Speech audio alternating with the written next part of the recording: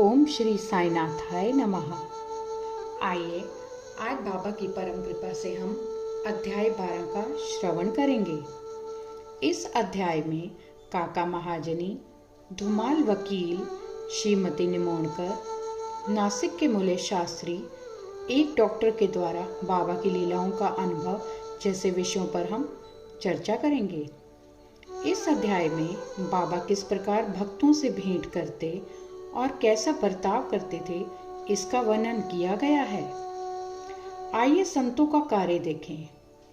ईश्वरीय अवतार का ध्येय साधु जनों का परित्राण और दुष्टों का संहार करना है, परंतु संतों का कार्य तो सर्वथा भिन्न ही है। संतों के लिए साधु और दुष्ट प्रायः एक समान ही हैं। यथार्थ में उन्हें दुष्कर्म करने वालों की प्रथम चिंता होती है और वे उन्हें उचित पद पर लगा देते हैं। वे भवसागर के कष्टों को सोखने के लिए अगस्त्य के सदृश हैं और अज्ञान तथा अंधकार का नाश करने के लिए सूर्य के समान हैं।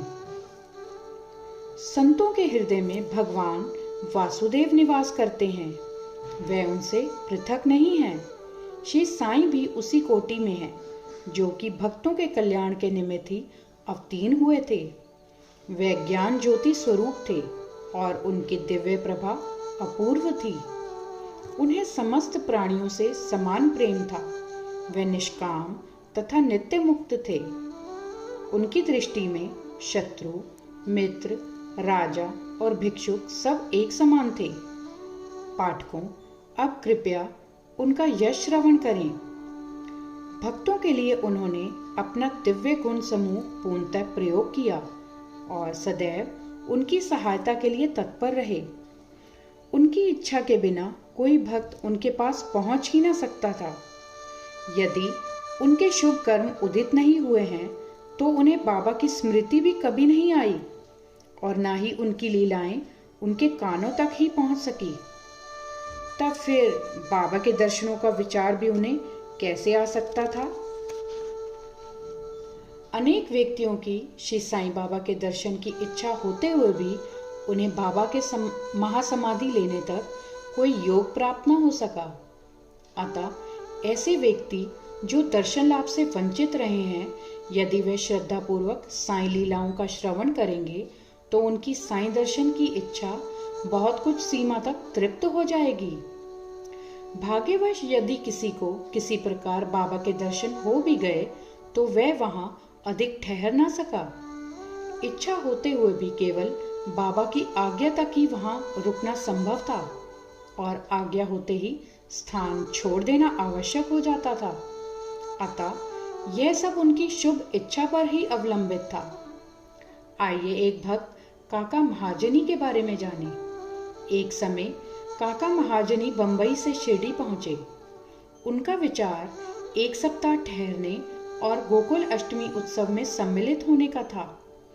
दर्शन करने के बाद बाबा ने उनसे पूछा, तुम कब वापस जाओगे? उन्हें बाबा के इस प्रश्न पर आश्चर्य सा हुआ। उत्तर देना तो आवश्यक ही था, इसलिए उन्होंने कहा, जब बाबा आज्ञा दें। बाबा ने अगले दिन जाने को कहा। बाबा के शब्द कानून थे, जिनका पालन करना नितांत आवश्यक था। काका महाजनी ने तुरंत ही प्रस्थान किया। जब वे बंबई में अपने ऑफिस में पहुंचे तो उन्होंने अपने सेठ को अति उत्सुकता पूर्वक प्रतीक्षा करते हुए पाया। मुनीम के अचानक ही अस्वस्थ हो जाने के कारण काका की उपस्थिति अनिवार्य हो गई। सेठ ने शिरडी को जो पत्र काका के लिए भेजा था, वह बंबई के पते पर उनको वापस लौटा दिया गया। आइए अब इसके विपरीत एक कथा सुने। एक बार भाऊ साहेब धुमाल एक मुकदमे के संबंध में निफाड़ के न्यायालय को जा रहे थे। मार्ग में वे शिरडी उतरे। उन्होंने बाबा के दर्शन किए और तत्काल ही निफाड़ को प्रस्थान करने लगे, परंतु बाबा की स्वीकृति प्राप्त न हुई। उन्होंने उन्हें शिरडी में एक सप्ताह और रोक लिया। इसी बीच में निफाड़ के न्यायाधीश उदर पीड़ा से ग्रस्त हो गए। इस कारण उनका मुकदमा किसी अगले दिन के लिए बढ़ा दिया गया। 1 सप्ताह बाद भाऊ साहब को लौटने की अनुमति मिली। इस मामले की सुनवाई कई महीनों तक और 4 न्यायाधीशों के पास हुई। फलस्वरूप धुमाल ने मुकदमे में सफलता प्राप्त की और उनका मुवक्किल मामले में बरी हो गया। आइए अब देखें श्रीमती निमोणकर की कथा। श्री नाना साहेब निमोणकर, जो निमोण के निवासी और अवैतनिक न्यायाधीश थे, शिरडी में अपनी पत्नी के साथ ठहरे हुए थे। निमोणकर तथा उनकी पत्नी बहुत सा समय बाबा की सेवा और उनकी संगति में व्यतीत किया करते थे। एक बार ऐसा प्रसंग आया कि उनका पुत्र बेलापुर में रोग से पीड़ित हो गया।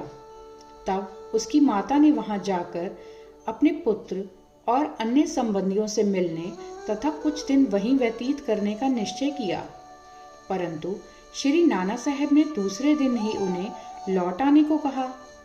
वह असमंजस में पड़ गई कि अब क्या करना चाहिए, परंतु बाबा ने सहायता की। शिरडी से प्रस्थान करने के पूर्व वह बाबा के पास गई। बाबा साठेवाड़ा के समीप नाना साहेब और अन्य लोगों के साथ खड़े हुए थे। उन्होंने जाकर चरण वंदना की और प्रस्थान करने की अनुमति मांगी। बाबा ने उनसे कहा, शीघ्र जाओ, घबराओ नहीं। शांत चित्त से बेलापुर में 4 दिन सुखपूर्वक रहकर सब संबंधियों से मिलो और तब शिरडी आ जाना। बाबा के शब्द कितने सामयिक थे। श्री निमोणकर की आज्ञा बाबा द्वारा रद्द हो गई। आइए अब नासिक के मूले शास्त्री ज्योतिषी की कथा सुने। नासिक के एक कर्मनिष्ठ अग्निहोत्र ब्राह्मण थे जिनका नाम मूले शास्त्री था। इन्होंने 6 शास्त्रों का अध्ययन किया था और ज्योतिष तथा सामुद्रिक शास्त्र में भी पारंगत थे। वह एक बार नागपुर के प्रसिद्ध करोड़पति श्री बापू साहेब बूटी से भेंट करने के बाद अन्य सज्जनों के साथ बाबा के दर्शन करने मस्जिद में गए। बाबा ने फल बेचने वाले से अनेक प्रकार के फल और अन्य पदार्थ खरीदे और मस्जिद में उपस्थित लोगों में उनको वितरित कर दिया। बाबा आम को इतनी चतुराई से चारों ओर से दबा देते थे कि चूसते ही संपूर्ण रस मुंह में आ जाता तथा गुठली और छिलका तुरंत फेंक दिया जा सकता था।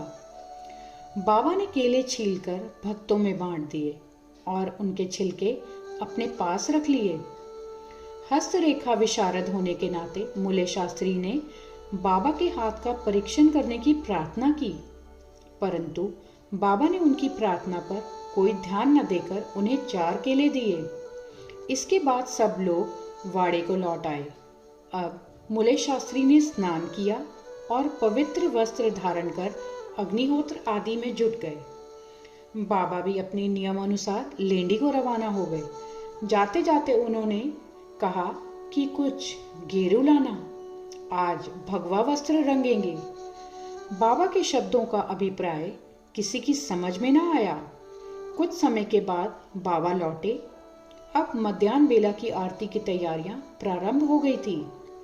बापू साहेब जोग ने मूले से आरती में साथ करने के लिए पूछा। उन्होंने कह दिया कि वह संध्या समय बाबा के दर्शनों को जाएंगे।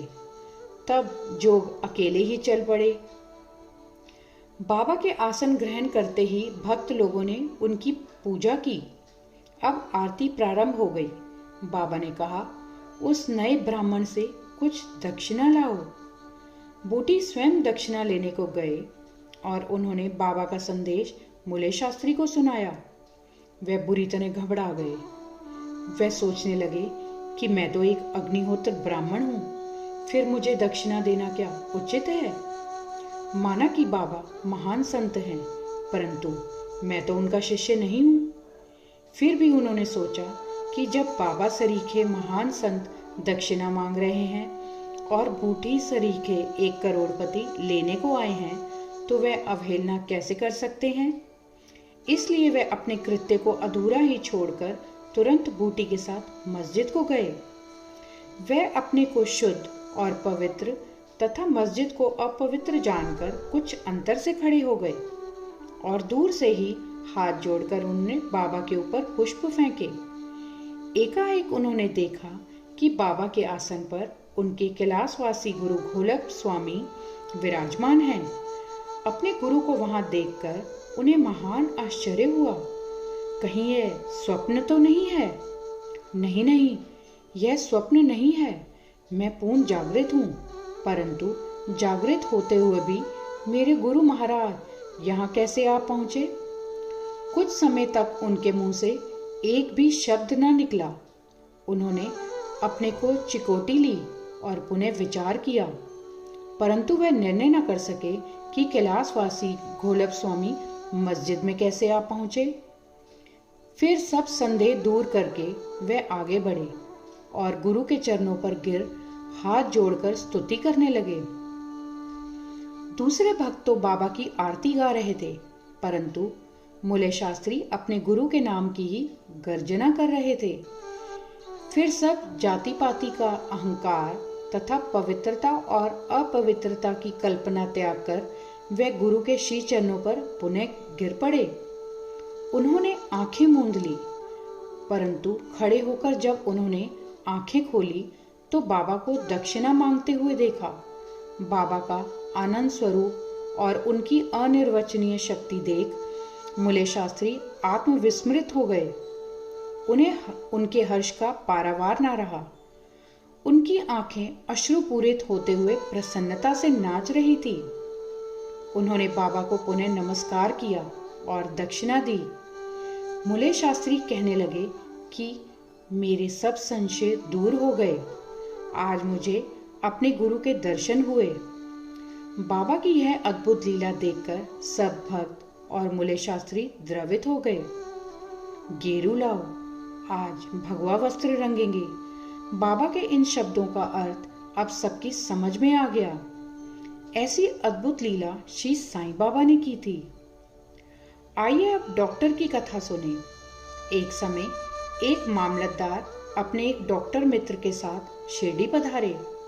डॉक्टर का कहना था कि मेरे इष्ट श्री राम हैं, मैं किसी यवन को मस्तक न नमाऊंगा। अतः वे शिरडी जाने में असहमत थे। मामलतदार ने समझाया कि तुम्हें नमन करने को कोई बाध्य नहीं करेगा भाई, और ना ही तुम्हें कोई ऐसा करने को कहेगा। अतः मेरे साथ चलो, आनंद रहेगा। वे शिरडी पहुंचे और बाबा के दर्शन को गए, परंतु डॉक्टर को ही सबसे आगे जाते देख और बाबा की प्रथम चरण वंदना करते देख सबको बड़ा विस्मय हुआ। लोगों ने डॉक्टर से अपना निश्चय बदलने और इस भांति एक यवन को दंडवत करने का कारण पूछा। डॉक्टर ने बतलाया कि बाबा के स्थान पर उन्हें अपने प्रिय इष्ट देव श्री राम के दर्शन हुए और इसलिए उन्होंने नमस्कार किया। जब वे ऐसा कह रहे थे तभी उन्हें साईं बाबा का रूप पुनः दिखने लगा। वे आश्चर्यचकित होकर बोले, क्या यह स्वप्न है? यह यवन कैसे हो सकते हैं? अरे अरे, यह तो पूर्ण योग अवतार हैं। दूसरे दिन से उन्होंने उपवास करना प्रारंभ कर दिया। उन्होंने प्रतिज्ञा की कि जब तक बाबा स्वयं बुलाकर आशीर्वाद नहीं देंगे तब तक मस्जिद में कदापि न जाऊंगा। इस प्रकार 3 दिन व्यतीत हो गए। चौथे दिन उनका एक इष्ट मित्र खानदेश से शिरडी आया। वे दोनों मस्जिद में बाबा के दर्शन करने गए। नमस्कार होने के बाद बाबा ने डॉक्टर से पूछा, आपको बुलाने का कष्ट किसने किया? आप यहाँ कैसे पधारे? यह प्रश्न सुनकर डॉक्टर द्रवित हो गए और उसी रात्रि को बाबा ने उन पर कृपा की।